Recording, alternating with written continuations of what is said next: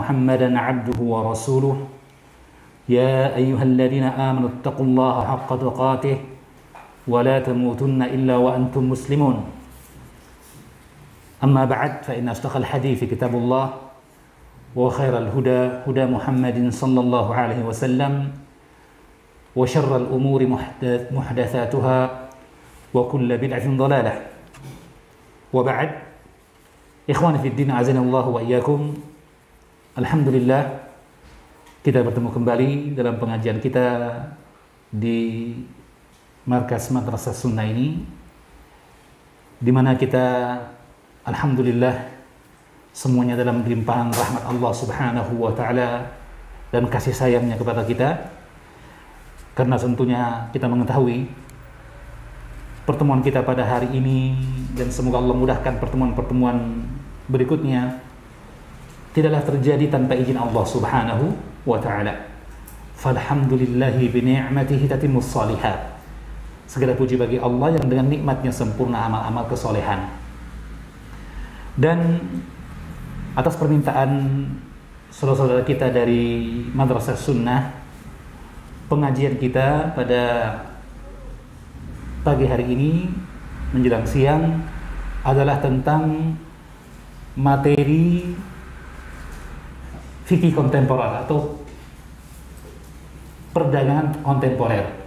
Teman-teman meminta bahwa banyak dari saudara-saudara kaum muslimin, khususnya ikhwah salafiyin, yang berkecimpung di bidang bisnis. Dan kita tahu perkembangan dunia usaha, dunia bisnis yang begitu cepat, sehingga ini membutuhkan ilmu untuk bisa memahami hukum-hukum seputar dunia usaha kontemporer tersebut, ya. Oleh karena itulah ikhwah kita meminta penjelasan tentang hal ini, dan ini menunjukkan tidak lain akan semangat yang luar biasa dari saudara kita dalam menuntut ilmu dan keinginan mereka untuk mengamalkan apa yang datang dari perintah syariat dengan sebaik mungkin. Maka kita bersyukur kepada Allah Subhanahu wa ta'ala. Kemudian kedua, bersyukur kepada para ikhwah yang mereka lah yang menjadi sebab untuk adanya pengajian kita pada hari ini, dan semoga Allah mudahkan pengajian pada hari berikutnya pula, ya. Dan seorang thalibul ilmi, seorang penuntut ilmu secara khusus, mereka hidup di tengah masyarakat, dan mereka bagaimanapun hendaknya menjadi pembuka kebaikan dan penutup kejelekan, ya. Dan itu membutuhkan pengetahuan akan jalan-jalan kebaikan serta jalan-jalan kejelekan, kan gitu ya. Kebaikan dan kejelekan perlu diketahui. Kebaikan khususnya pintunya, ya, untuk kita masuk ke dalamnya, dan kejelekan untuk kita terhindar darinya, ya. Seperti syair yang masyhur kita ketahui, araftu syarra la lisyarri lakin bitawaqqihi wa man lam ya'rifi asy-syarra minal khairi yaqa fihi. Aku mengetahui kejelekan bukan untuk mengikuti kejelekan itu, tapi justru untuk menjauhinya. Sebab barang siapa yang tidak mengetahui kejelekan dari kebaikan, maka dia akan mungkin terjerumus ke dalamnya, ya.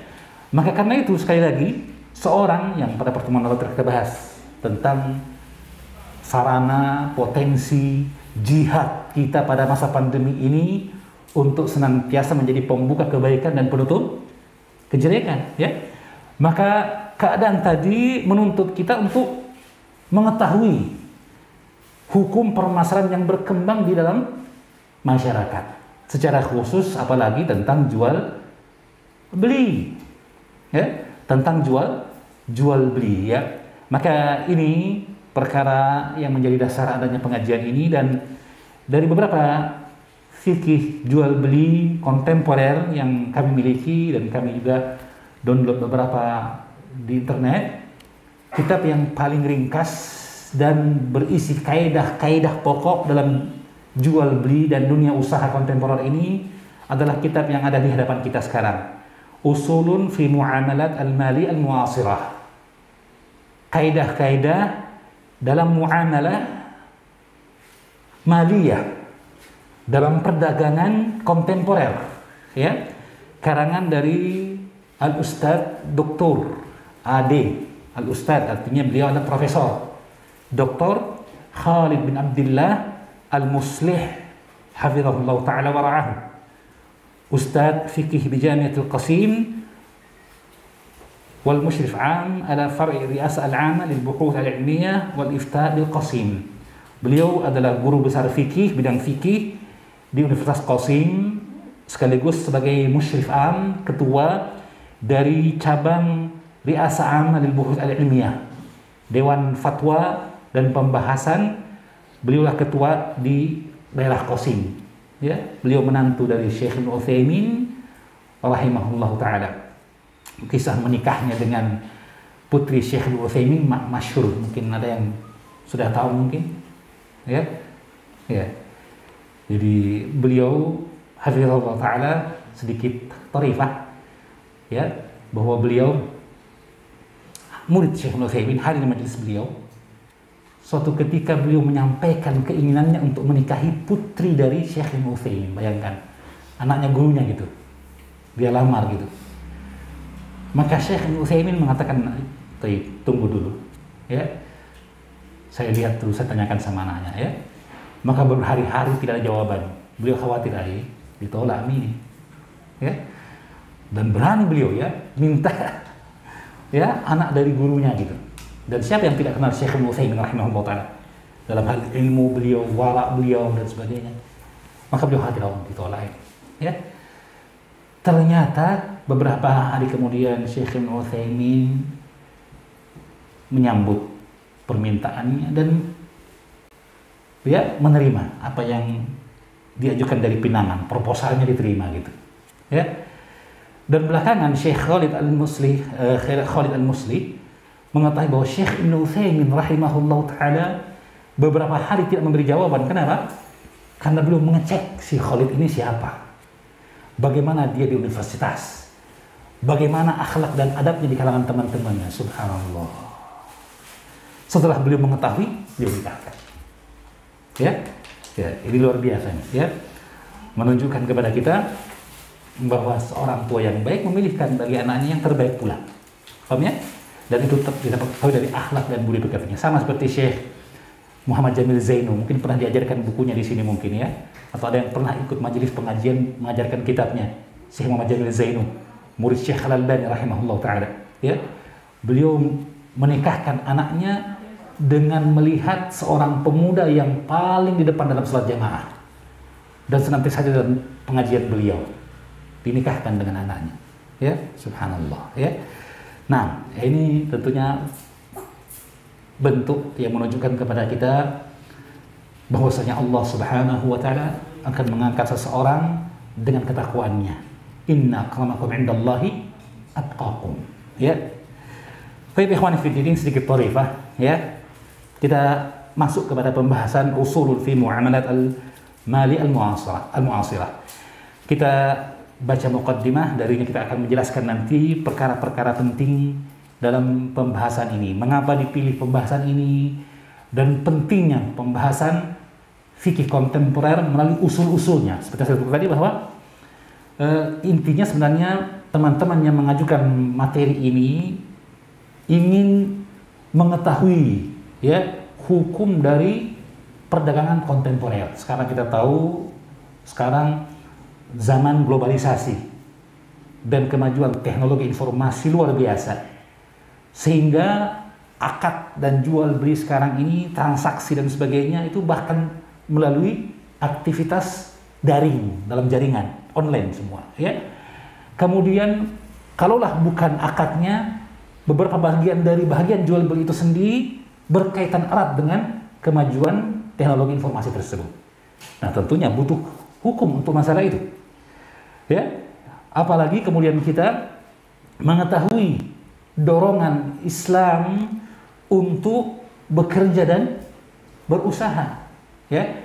Maka asalnya saudara kita meminta penjelasan tentang hukum perdagangan kontemporer itu, bagian per bagian, begitu maksudnya, ya. Jadi berkaitan dengan bentuknya langsung, hukumnya bagaimana dan sebagainya. Paham ya? Tetapi yang akan kita bahas sekarang ini bukan itu.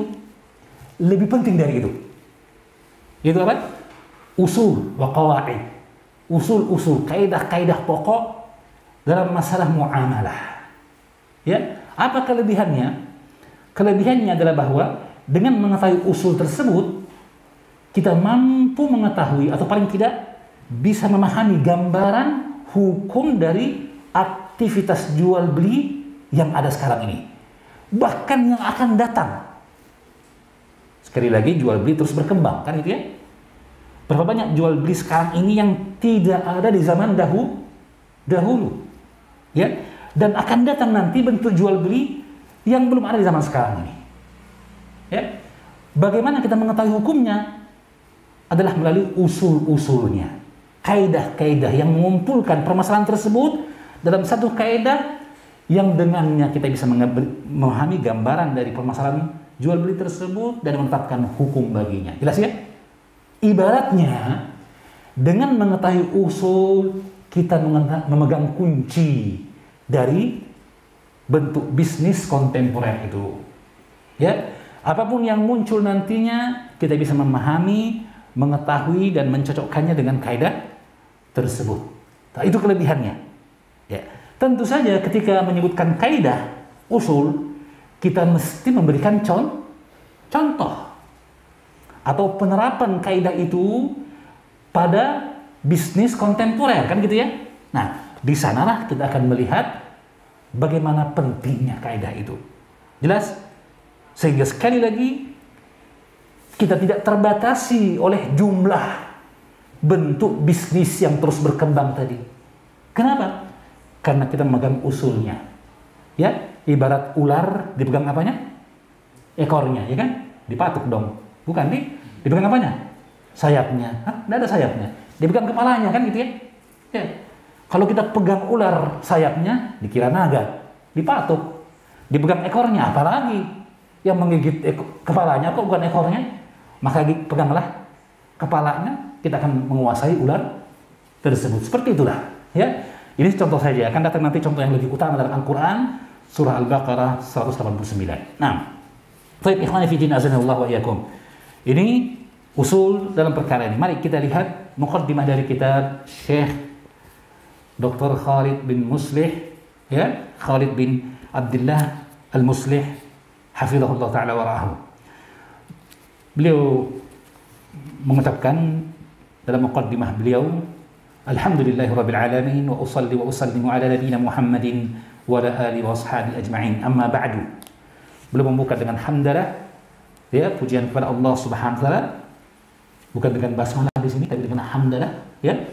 Sebagian ulama mengatakan bahwa ini adalah pembukaan, meskipun disebutkan hanya satu, namun dia pembukaan penyerta. Ya, pembukaan penyerta, muqaddimah tsaniyah. Ya, ada yang ula, ada yang pertama, apa itu? Basmalah lafzan. Ucapan bismillah tapi dalam bentuk lafal, tidak dalam bentuk tulisan. Kenapa? Karena setiap orang yang mengarang tulisan, menulis sebuah buku dan sebagainya, disunnahkan baginya untuk memulai dengan basmalah, mengikuti Al-Quranul Karim.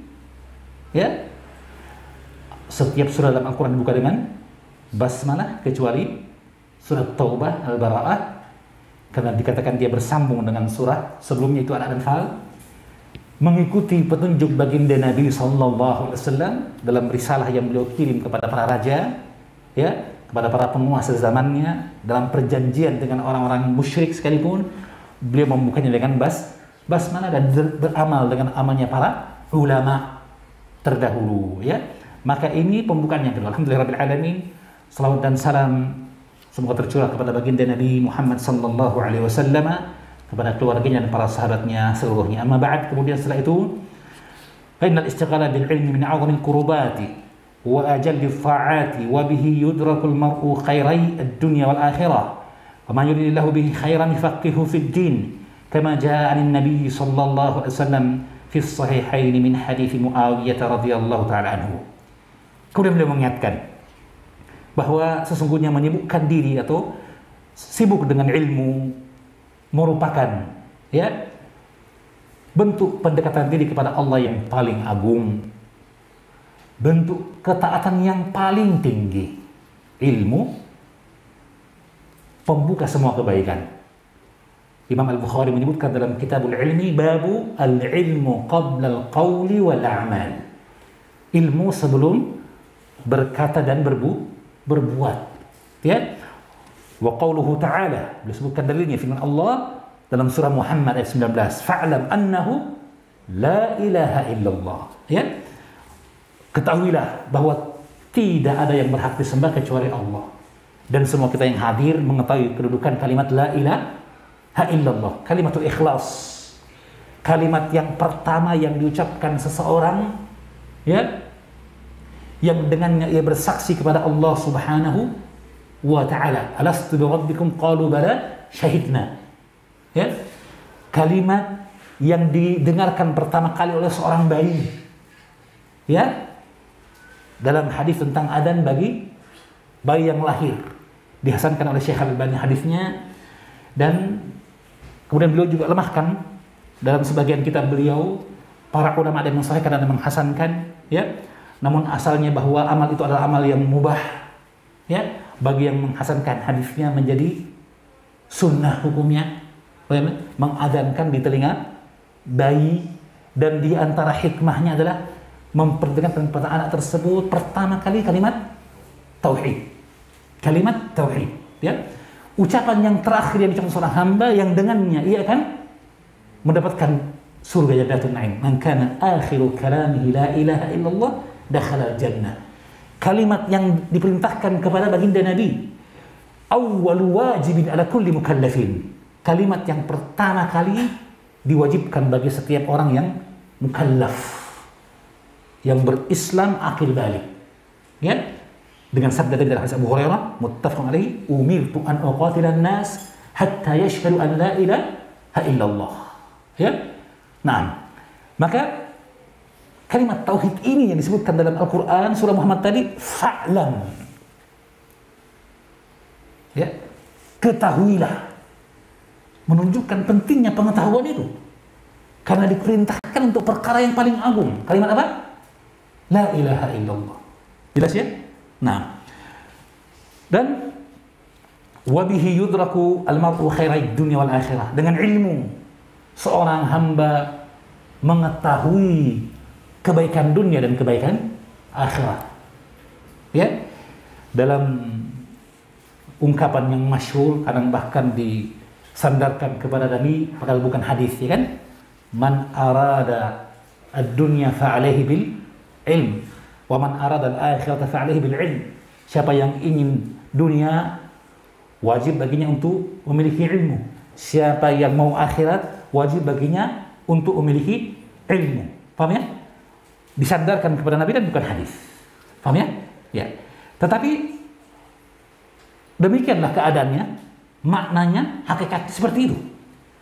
Ya, siapapun yang ingin mengetahui suatu perkara, ya, ingin selamat dalam suatu perkara, maka wajib baginya untuk memiliki ilmu tentang perkara itu.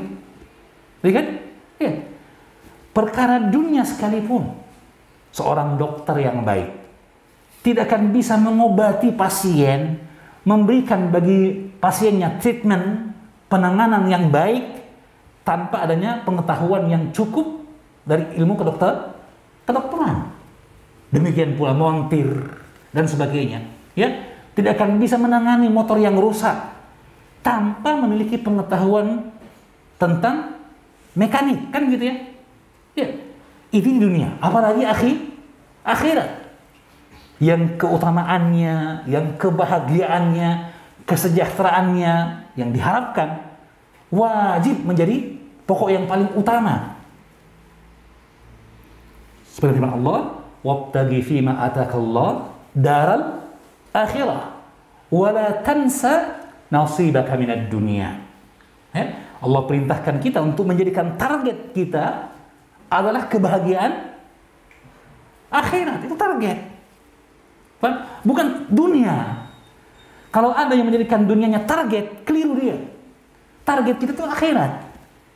Adapun dunia Allah mengatakan wala tansa nasibaka minad dunya. Pasti kita akan dapatkan bagian dari dunia, pasti. Wong kita hidup di dunia kok, ya kan? Silakan mengambil dari dunia apa yang dengannya kita bisa hidup di dunia ini.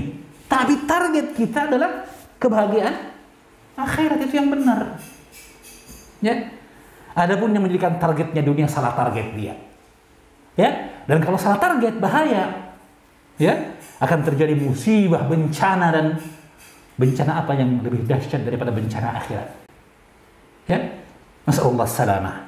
Semoga Allah memberikan keselamatan. Ya, maka ilmu dengannya diketahui kebaikan dunia dan akhirat. Ya, karena itu baginda Nabi bersabda, "May yuridillahu bihi khairan yufaqihuhu fid din." Barang siapa yang Allah inginkan baginya kebaikan, Allah fakihkan ia kepada agama. Hadis Muawiyah radhiyallahu taala anhuma. Ya, ada sini jelas menunjukkan kepada kita bahwa kebaikan seseorang, iradatullahil khaira li'abdihi, keinginan Allah kepada hambanya untuk memberikan kepadanya kebaikan, muta'alliqun, berkaitan erat dengan apa? Ilmu. Semakin dekat dia kepada ilmu, semakin dekat dia kepada hidayah Allah Subhanahu wa taala. Semakin menyibukkan dia dirinya dengan ilmu, semakin sibuk dia dengan kebaikan bagi apa yang Allah berikan kepadanya. Subhanallah. Ya? Maka kita memohon kepada Allah dengan namanya indah, sifatnya yang mulia, semoga majelis kita bagian dari usaha kita untuk memahami agama ini. Ya. Kemudian kata beliau, walamma kana talabul ilmi tariqan yusilu ila mardatillah azza wa jalla, kana taysiruhu wa tashiluhu min al-i'anati ala ta'ati Allah ta'ala wa tahqiqan li simati yusri asy-syari'ati.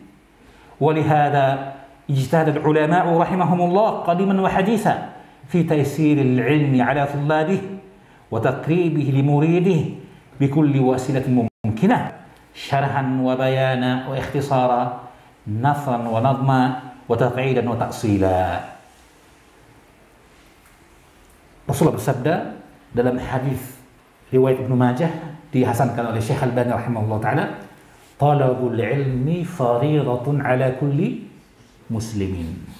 Menuntut ilmu wajib bagi setiap muslim, ya. Dan kewajiban itu menunjukkan ridha Allah Subhanahu wa taala. Kita sudah belajar kitab Ushulul Tsalatsah, pasti akan dapatkan poin-poin seperti itu. Ya, bahwa ibadah adalah semua apa yang dicintai dan diridhai Allah Subhanahu wa taala. Maka jika ada perkara yang diperintahkan, itu berarti adalah perkara yang Allah ridhoi, Allah cintai. Berarti itu dalil bahwa dia adalah ibadah.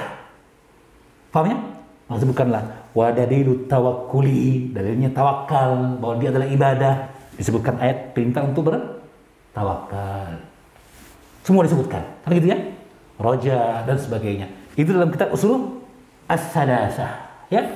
Maka kalau begitu, tatkala menuntut ilmu diwajibkan, maka ini menunjukkan bahwa dia jalan yang mengantar kepada ridha Allah Subhanahu wa taala. Sebab tidak ada Allah perintahkan kecuali kepada apa yang Allah cintai dan ridhai. Dan semua yang Allah cintai dan ridhai itu adalah ibadah. Ismun jami'un likulli ma yuhibbuhu Allah wa yardah. Itulah target ibadah yang disebutkan oleh Imam Ibnu Taimiyah dalam kitabnya Ubudiyah. Ungkapan yang luas mencakup semua apa yang dicintai Allah dan diridhoinya. Itu saja targetnya. Adapun yang berikutnya itu adalah bahagian-bahagian dari ibadah itu sendiri dan tingkatannya. Itu apa? Perkataan ataupun perbuatan yang zahir. Jadi ada perkataan zahir, perkataan batin. Ada perbuatan zahir, perbuatan batin. Itu hanya bagian saja yang merasakan ibadah itu. Tapi intinya ibadah adalah apa yang Allah cintai dan Allah ridhai. Apa yang Allah benci, kita tidak diperintahkan untuk beribadah dengannya. Bahkan ibadah adalah membenci perkara itu, meninggalkan perkara itu, bukan melakukannya, kan gitu ya. Nah, Ini perkara yang sama diketahui. Nah, kalau begitu, tatkala ilmu jalan untuk meraih Allah Subhanahu wa taala, maka memudahkan ilmu. Taisiru dari kata yusrun, wa tashilu dari kata sahlun. Memudahkan dan meringankan ilmu itu adalah bentuk tolong menolong dalam ketaatan kepada Allah Subhanahu wa taala. Ya, yang diperintahkan Allah dalam surah Al-Imran, wa ta'awanu 'alal birri wat taqwa. Ya. Surah Al-Imran atau Al-Maidah? Ya. Wa la ta'awanu 'alal itsmi wal 'udwan. Tolong menolong kalian dalam kebaikan dan ketakwaan, dan jangan tolong menolong dalam dosa dan permusuhan, ya. Bentuk ta'awun.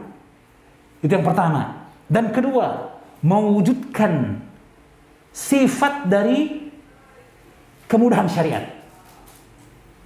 Jadi memudahkan ilmu, memberikan targetnya atau faedahnya adalah yang pertama tadi, menolong dalam ketaatan kepada Allah. Ya, ada orang masuk Islam, lalu dia bertanya, apa yang harus saya pelajari dan amalkan dalam Islam?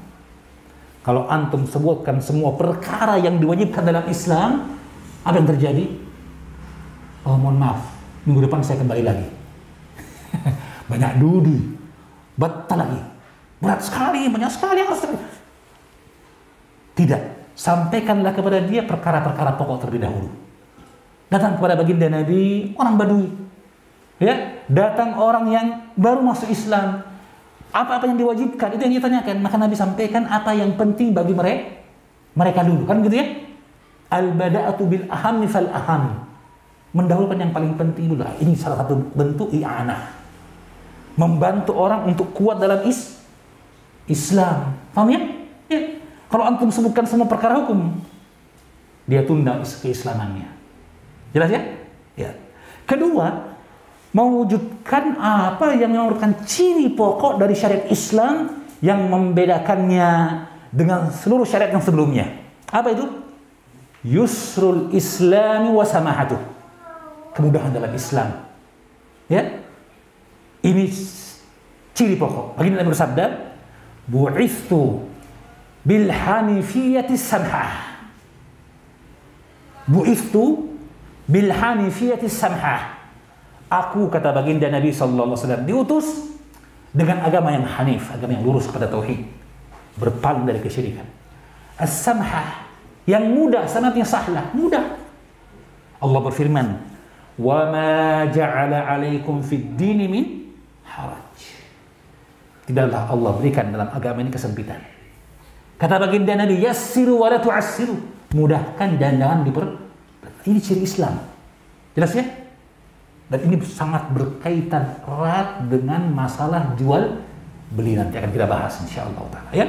Jadi itu yang kedua. Pertama, membantu dalam ketaatan kepada Allah. Kedua, mewujudkan apa yang menjadi ciri dari agama Islam yang pokok, yaitu kemudahan dalam Islam. Islam tidak mempersulit, ya, tidak memberatkan. Dan karena itu kata beliau, walihada, karena itulah para ulama berijtihad sejak dahulu sampai sekarang dalam memudahkan ilmu kepada para penuntutnya, mendekatkan ilmu kepada orang yang menginginkannya dengan segala cara dan metode yang memungkinkan. Apakah dengan penjelasan kadang luas, ya, atau kadang dengan ringkasan, penjelasan tapi ringkas saja, ya.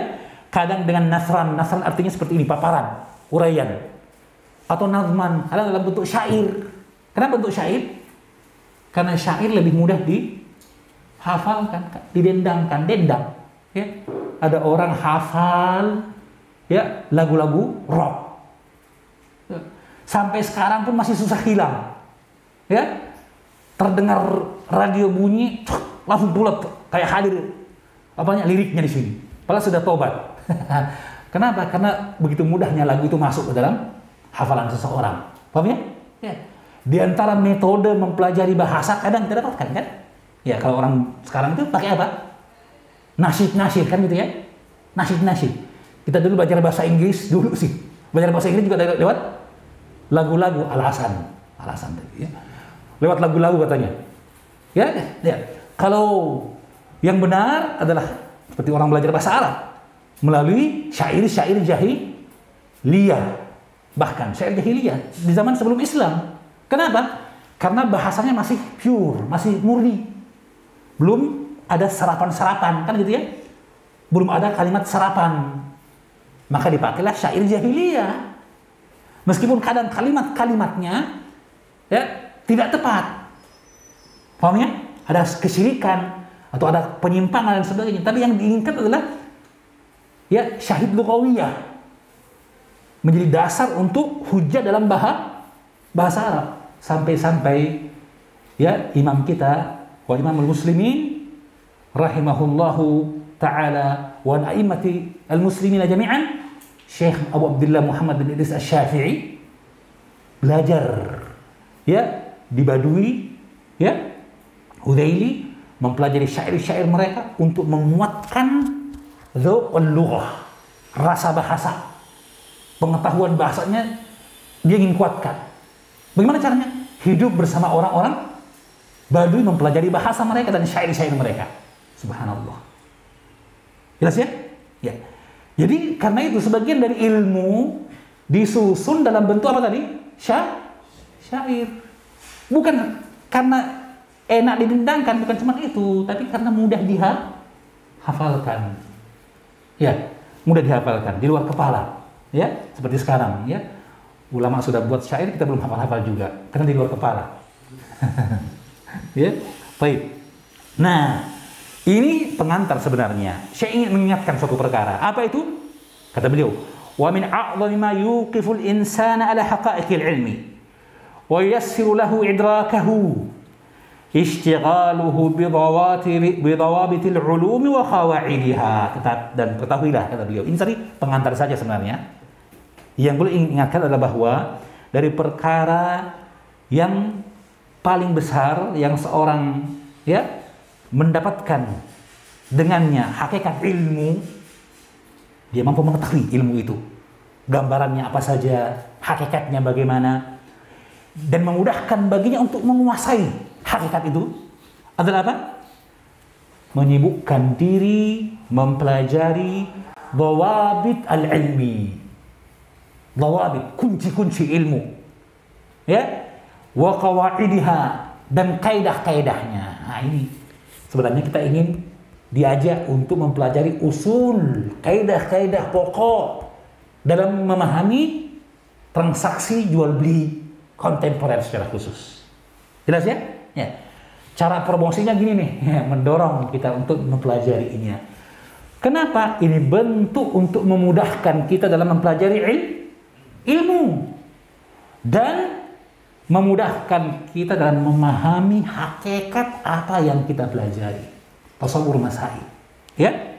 Nah, fa innal qawa'ida wal dhawabit min anfa'i turuqit ta'allumi. Karena kaidah dan dhawabit seperti ini adalah metode yang paling bermanfaat dari metode ilmi. Ya, dari metodologi ilmu. Fahuwa tantalimu manthur al-masail wa tuqayyidu syawaridaha wa tuqarribu mutaba'idaha. Kenapa demikian? Ya. Kenapa dikatakan bahwa mempelajari kaidah ini adalah metode belajar yang paling bermanfaat? Jelas ya? Beliau ingin menjelaskan sekarang tentang hal itu. Kembali kepada keadaan untuk mendorong kita mempelajari kaidah-kaidah. Ya? Di samping firman Allah SWT yang menunjukkan kepada kita tentang hal itu. Dalam surah Al-Baqarah 189, Allah berfirman, "Yas'alunaka 'anil ahillah." Mereka bertanya kepadamu tentang ahillah. Apa itu ahillah? Hilal, awal bulan. Ya, pengetahuan tentang ilmu falak, ilmu astronomi, bukan astrologi. Kalau banyak anak muda biasanya carinya justru astrologi, ya. Pisces pasangannya siapa, Libra dan sebagainya, itu astrologi namanya, ya. Itu bagian dari bentuk sihir, ya, bagian dari ilmu cocokologi, ya. Nggak benar itu, benar, ya. Adapun astronomi adalah ilmu tentang perbintangan, ilmu falak, ya kan? Mempelajari tentang peralihan dan sebagainya, yang dengannya diketahui tentang keadaan musim, ya, ya. Orang-orang dahulu, petani maupun nelayan, mengetahui ilmu astronomi secara mudah, secara simpel. Mereka tahu sekarang sudah musim tanam dari bintang yang keluar, yang muncul dan sebagainya, dari rasi bintang. Paham ya? Ini ilmu falak. Jelas ya? Ya. Nah, di antara metodologi dari ilmu yang bermanfaat tadi adalah dengan mempelajari usul dan kaidahnya. Usul dan kaidahnya. Mengapa demikian? Karena mengetahui usul tadi, usul-usul ini tadi, ya, tantazimul manthur al-masail. Ia mengikat nazam, itu artinya untaian. Tantazimu manthur al-masail. Permasalahan-permasalahan yang tersebar. Paham ya? Ya. Perkara-perkara tadi diikat dengan sebuah ikatan, ibarat kunci yang banyak, ya. Semua kita mungkin punya kunci, ya. Ada kunci kamar, kunci pagar, bahkan kunci brankas mungkin, selain kunci motor, ya gitu ya. Ya. Semuanya tersebar, ya enggak? Semuanya punya fungsi masing-masing, ya enggak? Tapi diikat dengan apa? Ada cincin bundarnya. Ada punya kunci, kunci motor, ya? Apakah kalau dia punya kunci motor isinya cuma kunci motor saja, ya? Mungkin ada isinya berangkas di rumah sana, rumah sini, di toko sana, toko sini, kan banyak. Digabung dengan apa? Cincin tadi, silsilah, nazam. Inilah kaidah itu. Kaidah mengumpulkan apa yang tersebar, masail al-mutafarri'at, juz'iyat, perkara-perkara kecil dan detail, digabung dalam suatu permasalahan yang merupakan kaidahnya. Maka mengetahui kaidahnya penting karena mengantar kita untuk memahami apa yang manthur masail tadi. Jelas ya? Ya, ibarat orang bilang mundit atau rumus. Ya kan? Dengan tahu rumus kita bisa menyelesaikan banyak permasalahan. Karena rumusnya satu. Penyelesaiannya satu gitu. Meskipun bentuk soalnya bermacam-macam, ya kan? Ada soal multiple choice, ada pilihan berganda, ada istilah titik-titik di bawah ini, ya. Tapi cara penanganannya bukan rumus itu tadi. Selesai masalah, asal kita kuasai rumusnya. Bingung kalau tidak tahu rumus, begitulah usul tadi, begitulah qawaid ini tadi.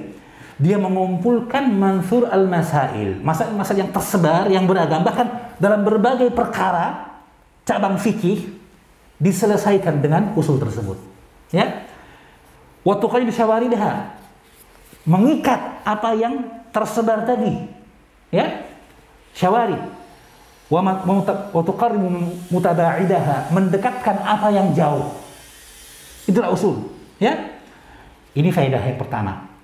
Faedah yang kedua, mengapa pengetahuan tentang kaidah sangat penting, bahkan perkara yang paling penting dalam ilmu.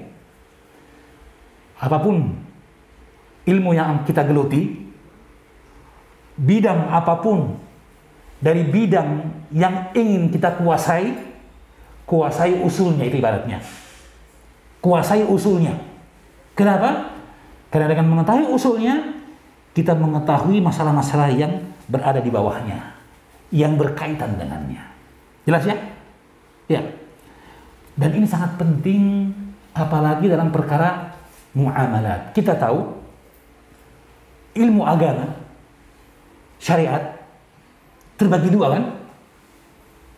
Apa itu? Akidah dan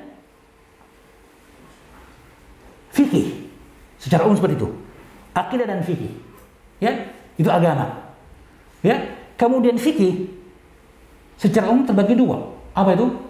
ibadah dan muamalah. Ibadah apa yang mengatur hubungan antara kita dengan Allah Subhanahu wa taala. Sedangkan muamalah apa yang mengatur hubungan kita dengan manusia yang lainnya, interaksi sosial. Inilah muamalah. Paham ya? Ya. Dan ibadah tatkala dia berkaitan dengan cara menghambakan diri kepada Allah, maka kita akan dapatkan penjelasan tentangnya, penjelasan yang terang dan jelas, rincian tafsil, ya enggak? Perkara ibadah, ya, tentang sholat misalnya, datang dari tentang sholat 5 waktu yang wajib, kemudian sholat-sholat yang disunnahkan, ya kan? Waktu-waktu yang terlarang sholat, datang detailnya. Kenapa? Karena ini perkara ibadah. Perkara yang manusia membutuhkan penjelasan langsung dan keterangan yang tegas. Ya. Beda dengan perkara muamalah. Muamalah hubungan manusia dengan manusia yang lainnya. Ya. Yang cenderung perkara ini pasti akan menerima perkembangan, ya enggak? Bahkan terkadang interaksi sosial antara seseorang dengan orang lain berbeda satu tempat dengan tempat yang lainnya. Apa disebut dengan al-awaid urfiyah, perkara yang kembali kepada adat istiadat selama tidak bertentangan dengan syariat. Berbeda kan? Setiap daerah berbeda. Bahkan terkadang satu daerah terjadi perbedaan urf, perkembangan urf. Dulu dilarang, sekarang dibolehkan. Kenapa? Karena perbedaan zaman. Apa yang disebut dengan taghayyurul ahkam bi taghayyuril azman. Berbedanya hukum karena berbedanya waktu. Dulu tidak boleh, sekarang boleh. Dulu boleh, sekarang tidak boleh. Mungkin terjadi. Ingat, tidak semua perkara, tapi ketika berkaitan dengan interaksi sosial, maka itu lebih cenderung seperti itu dibanding dalam perkara ibadah. Ibadah tauqifiyah, kembalinya kepada keterangan syariat, selesai. Tapi perkara muamalah, perkara yang terus berkembang. Karena itu dibutuhkan kaidah-kaidah untuk mengikatnya. Karena dalil dari tentang perkara itu pasti lebih sedikit. Paham ya? Ya. Karena kalau didatangkan dalil untuk semua bentuk muamalah, sekali lagi tidak akan mungkin. Karena muamalah, interaksi itu berkembang sesuai perkembangan zaman dan tempat. Ya enggak? Ya enggak? Beda dengan akidah tadi. Ya? Sehingga sekali lagi bukti otentik adalah bahwa dalil-dalil tentang fikih ibadah lebih banyak daripada dalil tentang fikih muamalah. Namun itu memberikan kepada kita satu pemahaman yang jelas pula, bahwa dalil fikih muamalah lebih dekat kepada kaidah-kaidah, ya, dhabit, pokok-pokok yang dengannya mampu menyelesaikan permasalahan yang sedang berkembang maupun yang akan terjadi. Mampu. Kenapa? Dengan melihat kaidah-kaidah itu. Jelas ya? Nah, ini pentingnya. Jadi kalau begitu itu muamalah ini. Muamalah seperti itu keadaannya. Oleh karena itu, akan datang nanti usul yang pertama. Al-aslu fil muamalat al-ibahah. Hukum asal dalam jual beli adalah boleh. Memang ada pendapat yang lain. Tadi ra'yul jumhur, pendapat jumhur ulama. Dan ini sesuai dengan keluasan syariat itu sendiri. Ini bukti yang tegas menunjukkan bahwa agama Islam itu agama yang penuh dengan kemudahan. Kenapa? Sampai perkara muamalah datang nasnya meskipun sedikit, tapi dalam bentuk kaidah. Kenapa? Karena untuk menyelesaikan permasalahan yang bukan hanya permasalahan yang ada pada zaman turunnya wahyu, tapi juga permasalahan yang berkembang sesudahnya, bahkan sampai hari kiamat. Allahu Akbar. Ini kemudahan dalam Islam, ya. Jadi kalau begitu, sekali lagi, ini perkara yang penting, mengumpulkan permasalahan yang banyak dengan satu kaidah saja.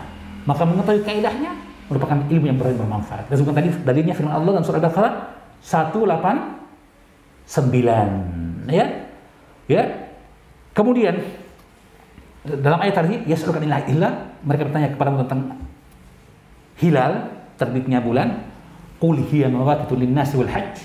Katakan wahai baginda Nabi sallallahu alaihi wasallam bahwa terbitnya hilal bulan baru adalah mawaqitun linnas, waktu-waktu ibadah bagi manusia.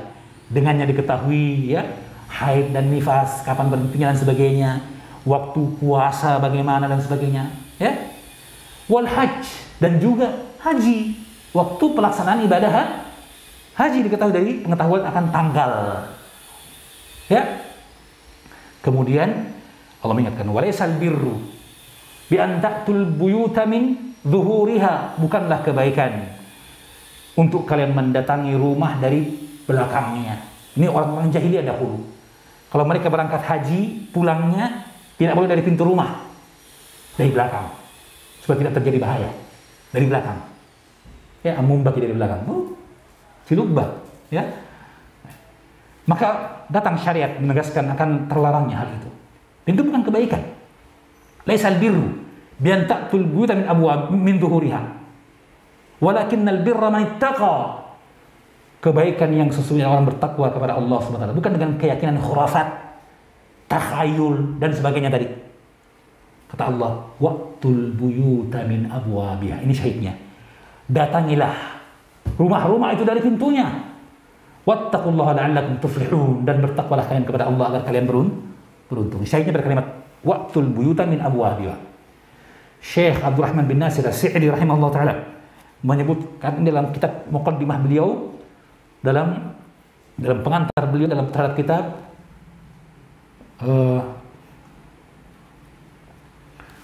astagfirullah, kaidah-kaidah tentang tafsir, qawaidul hisan al-muta'alliqah bi tafsir al-Quran, kaidah-kaidah yang terbaik yang berkaitan dengan tafsir Al-Quran, menyebutkan ini. Demikian pula para ulama sebelumnya menyebutkan ayat ini dalil untuk mengetahui satu ilmu adalah bahwa kita harus masuk dari pintunya. Sebagaimana seseorang untuk masuk ke dalam rumah, jangan cari yang lain, lewat jendela kah, ada orang yang bongkar atap, pencuri katang, ya. Atau lewat belakang, tidak, lewat depan. Cara termudah untuk masuk ke dalam sebuah rumah itu adalah tashilul ilm, memudahkan ilmu adalah datang kepada ilmu itu melalui pintunya. Artinya mempelajari kaidah-kaidah dalam ilmu itu. Jelas? Memahami pokok-pokok utama dalam ilmu itu, insya Allah engkau akan selamat, engkau akan aman dan dengan mudah mengetahui ilmu tersebut, apapun itu, ya. Kemudian, ya, itu yang pertama faedahnya, sehingga disebutkan dia perkara yang paling bermanfaat. Yang kedua, mempelajari usul dan kaidah, tuksibul arifa biha malakatan wa qudratan ala an-nadari fi ma yastajiddu min al-hawadith wal waqa'i allati la tanqadi ala marri az-zaman, ya. Nah, perkara kedua bahwa orang yang mempelajari usul, ya, menjadi orang yang mempelajari perkara yang sangat bermanfaat, karena pengetahuan akan usul itu tuksibul arifah, memberikan, mendatangkan kepada orang yang mengetahui usul-usul itu kemampuan, kemapanan. Malakah artinya kemampuan, ya. Wal qudrah, ya, kemapanan, mapan dalam ilmu, ya, untuk melihat kepada apa yang baru, mayastajiddu, perkara yang berkembang, minal hawadith wal waqa'i, dari perkara-perkara hawadits yang baru datang dan kejadian dan peristiwa yang baru berkembang. Dan itu sya'nul muamalah. Kalau ibadah berkembang apa tidak? Berkembang atau tidak ibadah? Tidak. Ya, tapi muamalah, interaksi berkembang pasti. Karena dia hubungan orang dengan orang. Dan manusia punya sifat berkembang. Maka muamalah membutuhkan kaidah itu tadi. Ahwaju ma yakun. Sangat membutuhkan dibanding permasalahan yang lainnya. Kenapa? Karena tidak akan mungkin ada nas-nas yang mampu mencakup semua masalah yang berkembang tadi kecuali dalam bentuk kaidah. Jelas ya? Nah, jadi kemampuan ya. Dan ini yang disebutkan oleh Syekh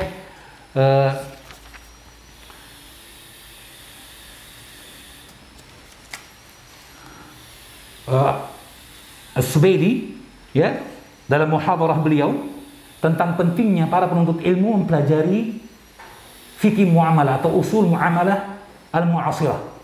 Penting bagi mereka mengetahui. Ada 3 perkara katanya mengapa penting. Yang pertama, mengetahui tentang bisnis kontemporer. Ya. Ini adalah pengetahuan tentang fikun nawazil. Pengetahuan tentang fikih kontemporer. Fikih zaman ini dan zaman yang akan datang. Dan tentu saja perkara itu mimma ta'ummu bihi balwa. Perkara yang menyangkut hajat hidup orang banyak. Iya kan? Ya. Kalau ada orang yang mengetahui perkara-perkara yang hanya dibutuhkan segelintir orang, dengan orang lain yang mengetahui perkara-perkara yang banyak dibutuhkan orang, mana yang lebih penting ilmunya? Yang segelintir saja atau yang mengetahui perkara yang sangat dibutuhkan oleh masyarakat?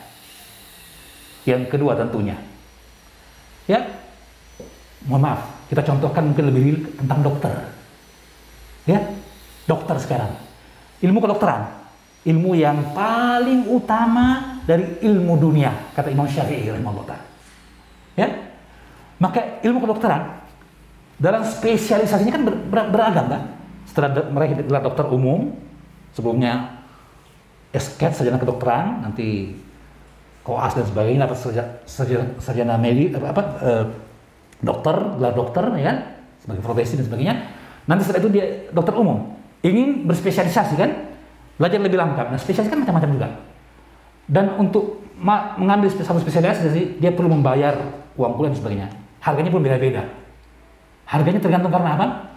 Kedudukan ilmu itu di kalangan masyarakat. Ya, anestesi misalnya, beda biayanya dengan ya anak misalnya dan sebagainya. Beda. Anestesi dibutuhkan untuk setiap orang yang masuk ke meja operasi. Kan gitu ya? Ya. Kalau sekarang misalnya, ke dokter mana yang paling laku gitu ibaratnya? Mohon maaf. Ya, dokter mana yang paling laku? Ya. Dokter anak, ya, atau dokter saraf? Mana kira-kira? Ya? Dokter anak ya? Iya. Kenapa? Karena orang semua punya anak dan orang punya rasa khawatir yang besar jika anaknya sakit, ya enggak? Beda dengan dokter saraf. Orang paling takut dibilang saraf, ya? Atau paling tepatnya misalnya dokter jiwa maksud saya. Saraf di sini dokter jiwa, bukan saraf yang tadi ilmu apa saraf tubuh, bukan. Maksud saya dokter kesehatan jiwa. Spesialis kesehatan jiwa. Ya, SKJ, ya. Mana yang lebih laku di pasaran, ibaratnya di pasaran di mana? Yang mana yang lebih laku? Anak. Kenapa? Orang takut dan dibawa ke rumah sakit, ke dokter konsultasi saja tidak keluar dari ruang praktek dokter ini sakit jiwa, apa ini itu? Padahal gagahnya kuliah. Kenapa? Buktinya dia konsul dengan dokter jiwa. Ya, orang takut untuk apa yang mungkin difahami dari Seperti itu, Pak. Dan juga banyak orang yang tidak menyadari bahwa dia terganggu kejiwaannya, untuk segera diobati, dia biarkan. Paham ya? Ya, itu intinya. Jadi kebutuhan orang, tingkat animo terhadap suatu ilmu itu beda-beda. Paham ya? Ya. Maka orang yang tahu perkara yang mimma tahummu bihi balwa lebih tinggi kedudukannya. Jelas ya? Nah, sekarang bisnis kontemporer berkembang. Maka orang yang paling tahu tentang bisnis ini pasti dibutuhkan di mana? Mana? Ya kan? Ya, orang butuh karena dia hidup sekarang ini. Dan dia pasti beraktivitas dengan bentuk perdagangan modern tadi. Dia butuh ilmu, maka dia undanglah misalnya ya Ustadz Zul, undang Ibnu Yunus dan sebagainya, ya kan? Karena pengen tahu, iya, ya. Ini gambaran saja. Maka seorang penuntut ilmu sekali lagi penting untuk menambahkan semangatnya dalam mempelajari perkara-perkara tadi. Kenapa? Karena 3 perkara. Yang pertama, perkara tadi berkaitan dengan fikih nawazil. Fikih nawazil perkara yang memang dibutuhkan dan berkembang saat ini. Ya. Kedua, bahwa dengan mengetahui usul-usul tadi kita mampu untuk menyikapi, menetapkan hukum dari bisnis kontemporer dengan melihat permasalahan-permasalahan fikih yang ada sebelumnya. Menerapkannya, ya, kaidah-kaidah yang ada dalam perdagangan zaman lampau tadi diterapkan itu pada bentuk jual beli yang ada sekarang ini, ya, yang dengannya tampak sekali lagi apa yang disebutkan tadi tentang keluasan Islam dan kemudahannya, bahwa Islam atau dalil-dalil syariat meskipun terbatas namun mampu menyelesaikan perkara kehidupan manusia. Ya, jika akhirat tertangani apalagi dunia. Ya, ada semua dalam Islam.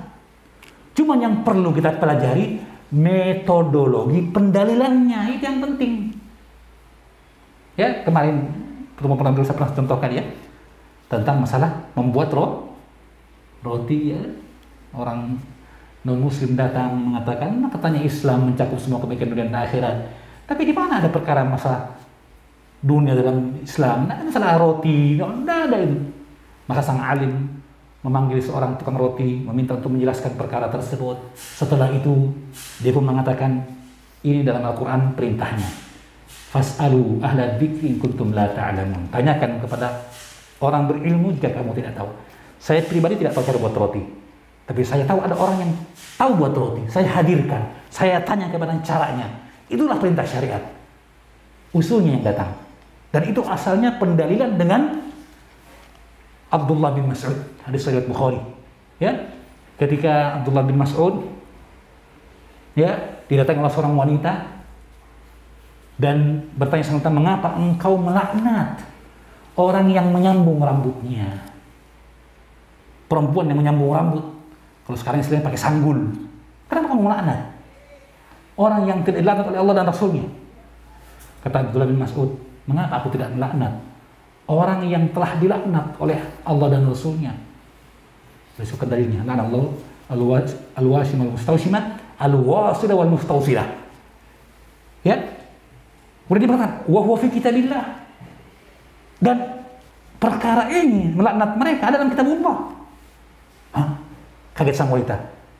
Dia mengatakan, qad qara'tu ma baina daffataihi. Aku sudah baca apa yang ada di antara 2 sampul Al-Quran. Artinya semua Al-Quran saya sudah baca. Saya tidak dapat tentang laknat kepada orang yang menyambung rambut. Nggak ada itu. Kata Abdullah bin Mas'ud, ma qara'tiha. Kamu belum baca. Qara'tuhu. Saya sudah baca kok. Ya. Kemudian Abdullah bin Mas'ud bukan firman Allah. Ma atakumur rasulu fakhuduhu wa ma nahakum anhu fantahu. Al-Hasyr. Allah berfirman, Ma atakumur rasul, apa yang dibawa kepada kalian oleh Rasul, ditunjukkan oleh beliau, dituntunkan, fakhuduhu, ambillah. Wa ma nahakum anhu fantahu, dan apa yang Rasulullah melarang kalian darinya, maka berhenti. Ini dalilnya bahwa menyambung rambut itu terlarang, haram hukumnya. Secara detail tidak ada dalam Al-Quran, tapi dalam bentuk kaidah, petunjuk ada. Di sini namanya apa? Metodologi pendalilan. Paham ya? Demikian Al-Quran mampu menuntaskan, menyelesaikan permasalahan dunia dan akhirat. Jelas ya? Ya. Dengan apa? Dalil-dalil yang umum, kaidah-kaidah yang penting, ya, yang dengannya kita mendapatkan keselamatan. Subhanallah. Maka pengetahuan tentang kaidah itu membantu kita untuk memahaminya. Itu perkara yang kedua tadi, ya, menunjukkan keluasan syariat. Oh, syariat ternyata subhanallah dinamis. Dalam arti yang tadi, bukan berarti kita buat bid'ah dan sebagainya, bukan itu maksudnya. Masalah apapun yang berkembang sekarang ini, kita akan dapatkan pasti jawabannya ada dalam syariat. Masih ingat 2 pekan yang lalu kita sebutkan tentang fikih corona? Masih ingat? Ada yang hadir mungkin di sini? Bahwa justru terjadinya musibah, ini musibah, corona, pandemi, COVID-19. Ini musibah kan? Tapi kita lihat bagaimana harakah ilmiah bergerak. Para ulama, thalabatul ilmi, membahas hukum sholat dengan mengatur jarak, ya kan? Ya, penyelenggaraan jenazah yang terkena atau jangan terkena, belum tentu dia terkena, baru suspek, terduga COVID-19, boleh begini, boleh begitu. Para ulama membahas, berkembang itu. Pada masalahnya COVID itu baru tahun sekarang, 2019 barunya, ya kan? Makanya disebut dia COVID-19, ujung tahunnya. Meskipun kapan, Oktober, Desember atau apa, masih ribut itu WHO, kan? Di mana asalnya dan sumbernya. Tapi yang jelas, masalah berkembang 2019. Ya, corona sudah ada. Virusnya corona itu ada jenisnya. Tapi yang menyebarkan COVID-19 ini baru. Paham ya? Tapi ternyata para ulama mampu menyebutkan hukum-hukum yang berkaitan dengannya dengan nas-nas yang ada sebelum adanya corona 14 abad. Nas Al-Quran dan As-Sunnah serta ijtihad para ulama. Subhanallah. Lihat ya, luasnya Islam, dinamis. Semua masalah yang dihadapi ataupun yang akan datang, ada jawabannya dalam syariat. Tentunya di kalangan para ahlul ilmi. Luar biasa. Menunjukkan keluasan Islam.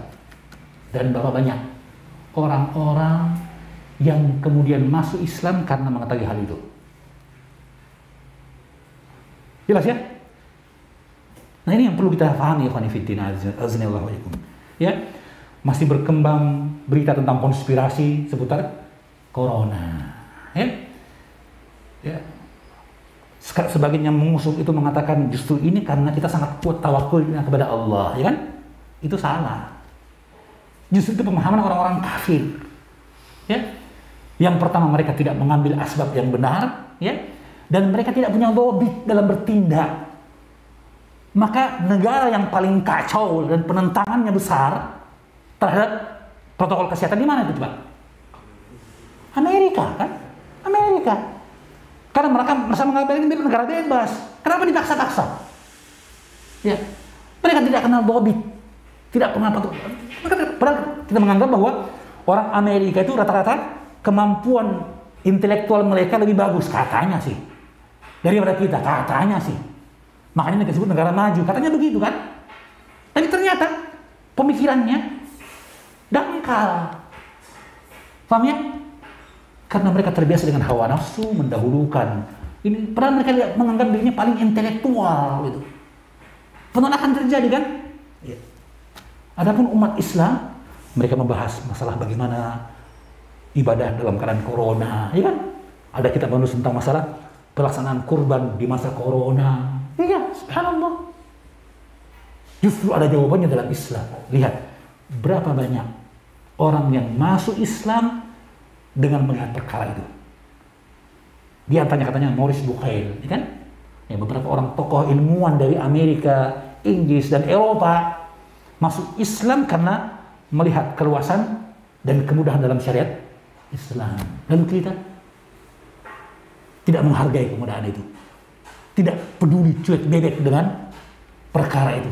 Tidak, ikhwan fillah, talabatul ilmi, kita semua ini insyaallah ya, dengan mempelajari ya kaidah-kaidah dalam fikih kontemporer akan terlihat kepada kita dan mampu kita paparkan kepada orang lain akan bukti keluasan Islam. Yang kedua, yang ketiga kata Syekh As-Sudairi adalah menunjukkan keluasan ilmu para ulama fuqaha dahulu. Luar biasa. Ya? Mereka menyimpulkan dari dalil satu kaidah, prinsip pokok dalam jual beli yang halal, prinsip pokok tentang jual beli yang haram. Dalilnya datang satu perkara, naha Rasulullah min habalil habalah, baginda Nabi melarang dari jual beli hewan yang masih dalam janin, bahkan yang akan dikandung oleh janin itu jual di jahiliyah.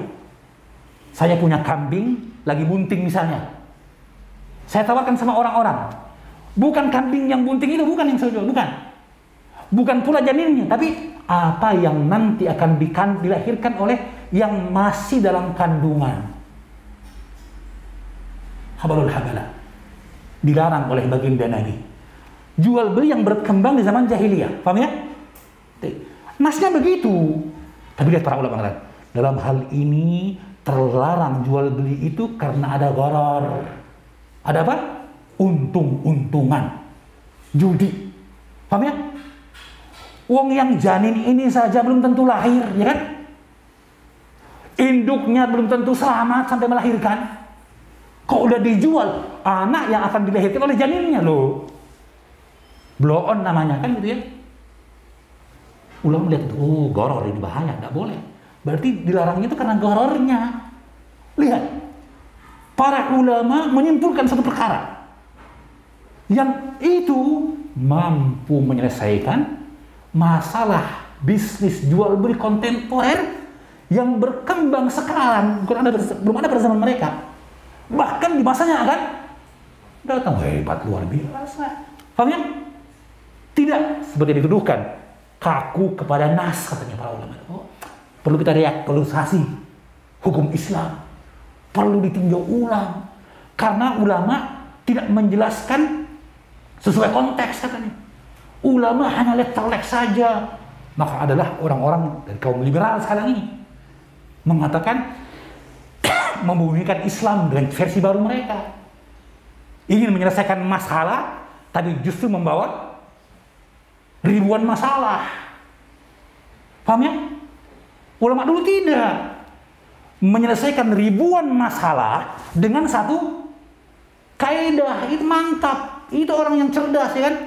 Orang sekarang mengaku cerdas dengan paham liberalnya tadi, ingin merubah kembali syariat, menampilkan dengan tampilan yang enak katanya gitu, yang lebih polite, lebih sopan, lebih gagah, lebih indah katanya, namun menghancurkan banyak kaidah. Jangankan perkara masail, kaidah saja mereka langgar. Paham ya? Karena liberalisme itu menimbulkan masalah dengan segudang masalah, meskipun promosinya menyelesaikan masalah tanpa masalah. Itu promosi, bahasa apa, marketing, ya. Kalau Islam hakiki, konkret, jelas, ya. Nah, menunjukkan kepada kita sekali lagi yang ketiga, luasnya ilmu para ulama, para fuqaha, ya, yang wajib bagi kita untuk menimba ilmu dari mereka, mengambil buah fikir dari mereka, kaidah-kaidah yang mereka sebutkan ini perlu untuk kita pelajari, ya. Mereka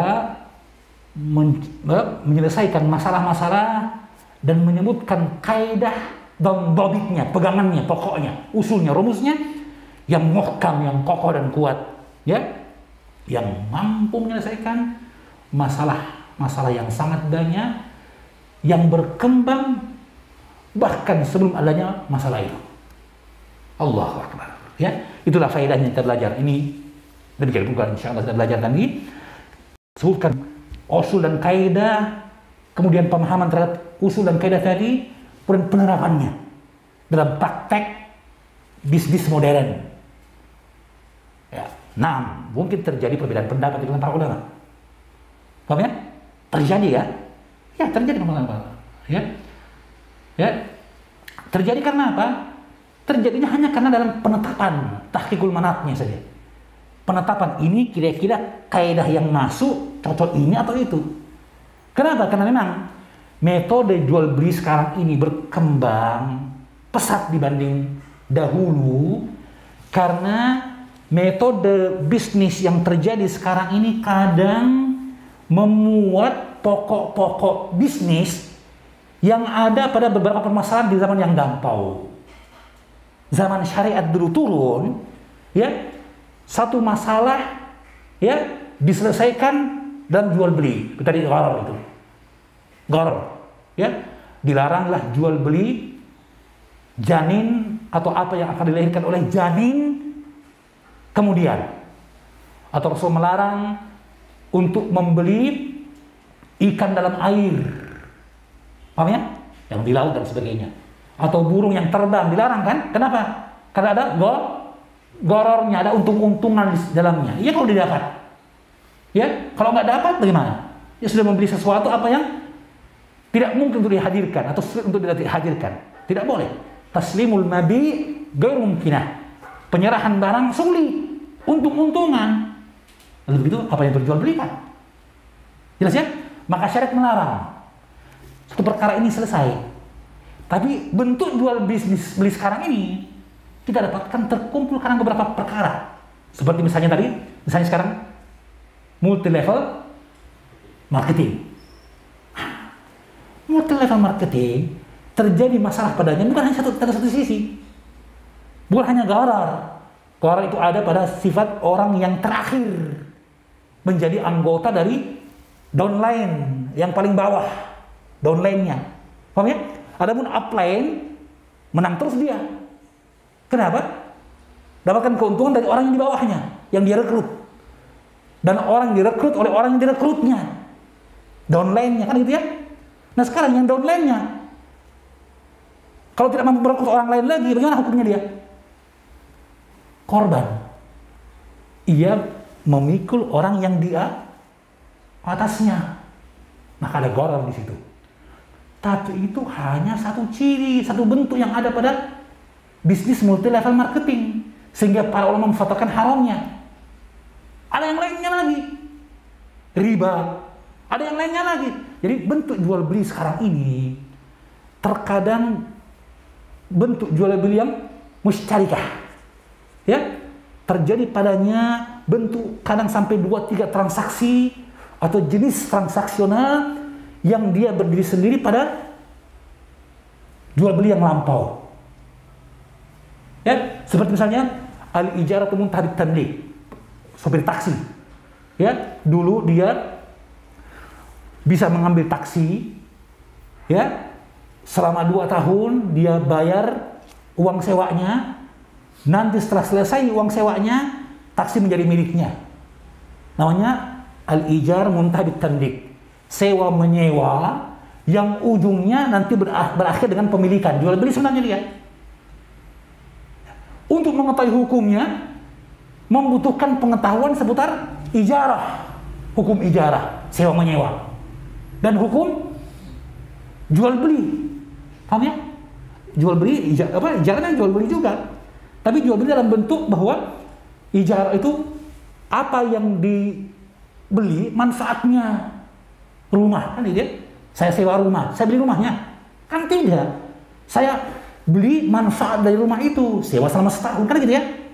Sewa mobil, dibeli apanya? Manfaatnya. Bedanya dengan beli motor.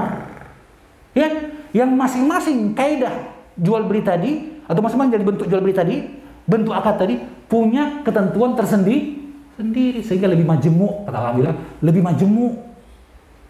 Menetapkan hukum dari jual beli ini sekarang ini, jual beli kontemporer, membutuhkan pengetahuan, penguasaan akan sisi-sisi yang tercakup dalam masalah jual beli kontemporer tadi. Jelas ya? Jelas ya? Maka dalam hal inilah kadang terjadi perselisihan pendapat. Tapi yang penting bagi kita, tidak akan mungkin menguasai, mengetahui hakikat jual beli kontemporer tadi tanpa mengetahui kaidah-kaidah dari bentuk jual beli. Ya, belum lagi bahwa orang yang bertransaksi, jual beli transaksi memiliki 4 rukun tentunya. Lafalnya, ya kan? Kemudian penjual, pembeli, ya kan? Kemudian ya harga, lalu barang. 5 syarat jual beli itu. Saya ulangi, lafal, bentuk kontraknya gimana, ya. Kemudian penjual, pembeli, kemudian harga, dan barang yang diperjualbelikan, komoditas namanya. Paham ya? Nah, masing-masing ini ada kaidahnya. Paham ya? Berubah suatu sifat dan ketentuan, berubah pula penerapan kaidah. Ketika suatu transaksi berkaitan dengan harganya, maka yang perlu diperhatikan kaidah dalam masalah harga. Ketika berkaitan dengan barang, yang dijaga adalah perhatikan masalah apa? Barangnya. Seperti jual beli online sekarang ini kan gitu ya. Ditawarkan cuma apa? Gambarnya. Maka ini berkaitan dengan masalah mabi. Betulkah barang itu sesuai dengan spek yang ditawarkan? Kan gitu ya? Ya. Harganya. Ada cicil, kredit, ada kontan. Ya. Maka ketika transaksi itu tidak jelas kredit atau kontan, menjadi tidak jelas pula. Jadilah dia riba. Perkara yang terlarang. Paham ya? Adapun kreditnya sendiri tidak ada masalah. Kredit 2 bulan, sekian harganya. Kredit 2 tahun, sekian harganya. Kok beda? Ya beda, karena waktu pembayaran yang berbeda pula. Tidak masalah seperti itu. Paham ya? Asal jelas harga yang ditawarkan tadi. Apakah dia kontan atau kredit? Jelas ya? Adapun tidak jelas, maka tidak boleh. Nah, itu contohnya. Ketika ada perkara yang berkaitan dengan masing-masing dari arkan dari ya al-bay, jual beli tadi, maka berlaku ketentuan khusus dan spesial. Nah, sekarang disebutkan tadi bahwa jual beli ternyata ya, karena transaksinya tidak apa kita singgung bahwa muamalah sendiri, muamalah maliyah, jadi kita bahas sekarang, transaksi perdagangan atau transaksi jual beli atau transaksi harta. Paham ya? Ya. Ini kan terbagi beberapa bagian, ya. Dibagi oleh jumhur ulama, ya. Kalau mazhab Abu Hanifah namanya muamalah itu ya lebih luas daripada muamalah di kalangan jumhur. Disebutkan juga oleh Syekh di sini dalam penjelasan tentang kaidah, ya. Bahwa kalau jumhur ulama membatasi muamalah itu ya pada muamalah yang berkaitan dengan jual beli dan semisalnya.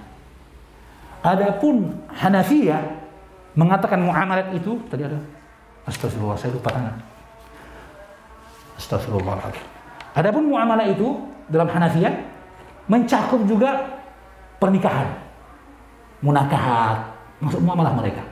Ya, masuk dalam tarkat, ya, warisan dan sebagainya, masuk dalam muamalah maliyah. Kalau jumhur mengatakan tidak, muamalah itu bagian yang kedua dari rubu' ibadah. Dari apa? Dari fikih. Fikih terbagi 4. Pertama ibadah, kedua muamalah yang khusus masalah buyu dan semisalnya, nanti ada 4 bagian dia. Kemudian yang lainnya munakahat. Paham ya? Ya. Dan munakahat dalam mazhab Syafi'i dan mazhab Hambali disebutkan setelah muamalah. Kenapa? Ada yang tahu? Karena menikah butuh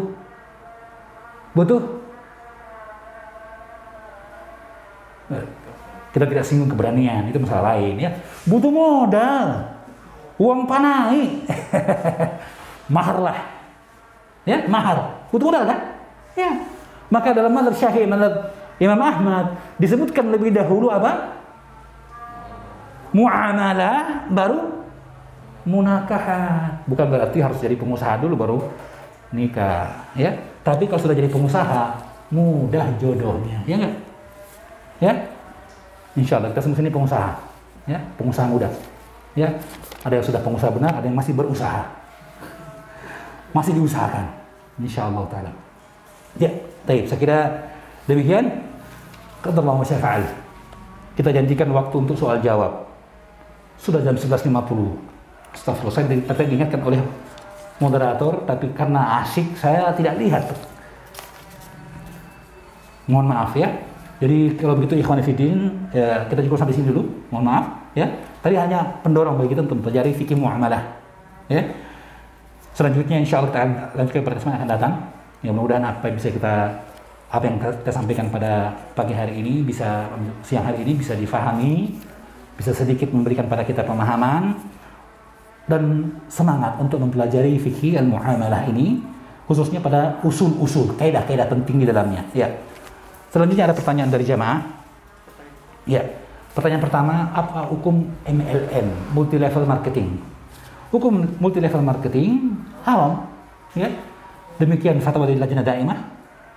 Ya, fatwa Lajnah Daimah di Kerajaan Saudi Arabia, fatwa ulama Sudan, fatwa dari Markas Al-Albani di Yordan, ya, tentang hukum jual beli dengan sistem multi level marketing atau disebut dengan Bai'ul Harami. Haram itu artinya piramid, ya, piramid Gaza disebut haram Gaza, haram Gaza, haram hak besar loh, bukan hak haram al-Makki, haram al-Madani, itu tanah haram. Kalau hak ini hak lompoh, harami itu tanzimi tashkili, yaitu bentuk piramid, sistem multi yang ada downline ada upline, ya, sistem yang seperti itu, sistem piramida. Fatwa para ulama muasilin bahkan mujamma' fikri, kumpulan para fuqaha fikih dari berbagai negara mengatakan hukumnya haram.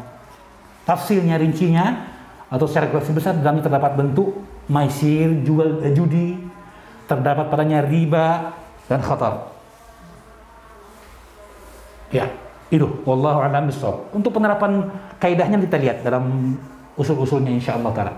Pertanyaan berikutnya, bagaimana hukumnya menyicil dalam kasus seperti ini Ustaz? Misalnya harga tanah yang tertera di brosur harganya adalah 145 juta cash. Dan karena keluarga menawarkan diberikan dengan harga 145 juta. Dengan catatan cash ya ini harus lunas dalam waktu sebulan. Akan tapi saya sepertinya belum mampu membayar dengan harga 155 juta dalam waktu sebulan. Sebenarnya tanah berkata, ambil maki yang harga normal 185 juta, bayar ki 4 kali. Jadi tiap bulan harus bayar. Dan bayarnya ke orang yang punya tanah, bukan ke bank. Oh ya. Nah, ya, jadi ini jual beli harga asal 195.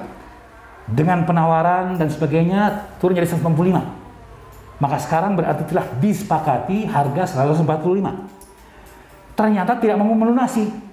Nah, ini kaidahnya, jika tidak mampu melunasi, maka berlaku apa yang merupakan ketentuan, yaitu apa? Memberikan kemudahan. Dalam artian pilihan ada 4. Ya. Yang pertama, menjadwal ulang, ya. Kedua, dha' wa ta'jal. Diturunkan lagi harganya tapi diberikan kesempatan untuk membayar sisanya. Ya. Jadi misalnya sudah bayar 45 juta, kan tinggal 100 lagi. Ya. Dan sekarang dia tidak bisa memenuhi target. Bulannya itu 100 juta. Paham ya? Maka diberikan misalnya 80 juta saja tapi kita segera bayar. Dha' wa ta'ajjal. Ya. Jika tidak, memberikan waktu tangguh tempo. Diberikan perpanjangan waktu pembayaran. Ini bagian dari perkara tersebut. Jika tidak, maka al-mu'min ala syurutihim. Seorang mukmin berdasarkan syaratnya. Apa yang dipersyaratkan dalam jual beli berlaku. Paham ya? Nah, itu perlu diperhatikan. Adanya syarat al-musbaq, syarat yang telah dibuat sebelumnya. Apakah dibatalkan jika tidak mampu, dikembalikan uang dan sebagainya. Paham ya? Nah, itu ketentuan yang ada dalam syariat dalam bentuk kemudahan. Yang terakhir, digratiskan. Ya, kalau 100 juta sih saya kira tidak akan digratiskan ya. Tapi artinya dia maafkan apa yang tidak mampu terbayar dan diberikan. Babnya hibah dan sebagainya. Ini boleh. Paham ya? Boleh dalam syariat. Nah, ya. Adapun kembali kepada akad semula, nah ini namanya penjadwalan. Menjadwalkan kembali perkara tadi. Ya, jika disepakati dari awal, yang lahir tidak ada masalah insyaallah taala. Ya.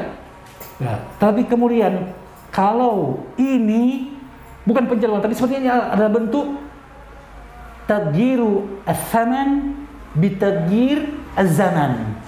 Karena tambahkan waktu pembayaran dan berubah menjadi cicil 4 kali, maka dinaikkan harga dari 145 menjadi 185. Maka jika itu keadaannya, ini bentuk riba. Ya, tagyiru as-saman, merubah harga bitaghayyuril azman, karena bertambahnya waktu pembayaran, dan ini riba jahiliyah namanya. Riba qard. Kebiasaan orang jahiliyah, jika orang bayar jatuh tempo pembayaran dan dia tidak mampu, maka dia mengatakan, ya, zidni fi as-saman, zidni fi zaman, aziduka fi as-saman. Begini saja, saya belum mampu bayar uang saya, utang saya 1 juta hari ini. Ternyata saya belum punya, tapi pekan depan bisnisku lato dibayar, saya bayar ke Pak. Bagaimana? Tidak bisa, harus sekarang. Begini saja, saya bayar kita nanti, tapi saya tambah. Berapa kita minta? Atau saya tambahkan secara syarat saja, bagaimana? Nah, ini berarti ada tangguh tempo dengan penambahan pembayaran atau harga. Riba jahiliyah, riba qard, tidak boleh. Wallahu a'lam bishawab. Jadi ini yang tambah lebih dekat kepada riba jahiliyah. Ya, maka pilihannya adalah jika memang dia tidak mampu, diberikan kemudahan. Ya, apakah diberikan kepadanya da'wat ta'ajja atau diberikan waktu saja, tetap yang harus dia bayar sesuai dengan keadaan, ya, atau ya digratiskan, dibebaskan apa yang menjadi hutangnya, dan itu bagian dari sedekah insyaallah ta'ala, ya. Dan tidak mengapa untuk hal ini ada penjaminan, meminta jaminan akan tertunainya hak, ya. Nah, ini bentuk aqdut tawsiqat namanya, akad yang di salah satu bentuk cabang dari muamalat maliyah, ya, al-wasiqat. Ada muamalah al-muawadhah, itu jual beli, ada musyarakah syarikat, ya, ada juga tawsiqat, ya, ada juga tabarru'at. Jadi ada 4 muamalah dalam pendapat jumhur. Muamalah maliyah terbagi 4 bagian. Nanti akan kita bahas rincinya pada pembahasan berikutnya insyaallah taala, agar kita tahu gambaran jual beli itu bagaimana, ya. Ya. Tadi ada syarat atau rukun jual beli yang 5. Masih ingat ya? Transaksi jual beli tidak akan sah kecuali dengan adanya 5 perkara tadi, ya. Sigahnya, lafal, kemudian pihak penjual, pihak pembeli, harganya, dan barang yang diperjualbelikan. Masing-masing ada hukum yang berkaitan dengannya. Baik, saya kira demikian. Wallahu a'lam bishawab. Jadi apa yang ditanyakan tadi adalah bentuk riba jahiliyah. Na'udzubillah min dzalik. Ya. Hendaknya dijauhi perkara tersebut, diberikan tangguh tempo, ya. Jika khawatir akan haknya tidak tertunai, maka dia bisa minta untuk adanya jaminan yang dijadikan sebagai barang jaminan. Ketentuannya barang jaminan, jika tidak mau dikasih utang, jaminan dijual dengan persetujuan pemilik barang, ya. Kemudian dibayarkan kekurangan dari utang dan dikembalikan sisanya kepada pemilik barang.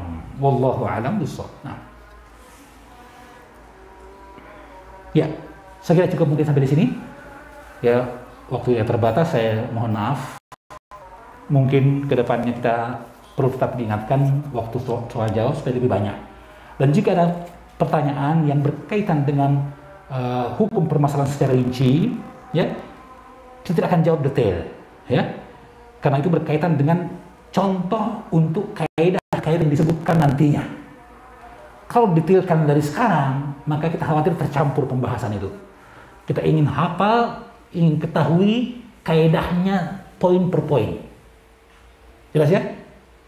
Kemudian tatbiknya datang belakangan. Tapi kalau dibuat sesi tanya jawab, pasti pertanyaan akan lebih mengarah kepada tatbik penerapan kontemporer, kan gitu ya.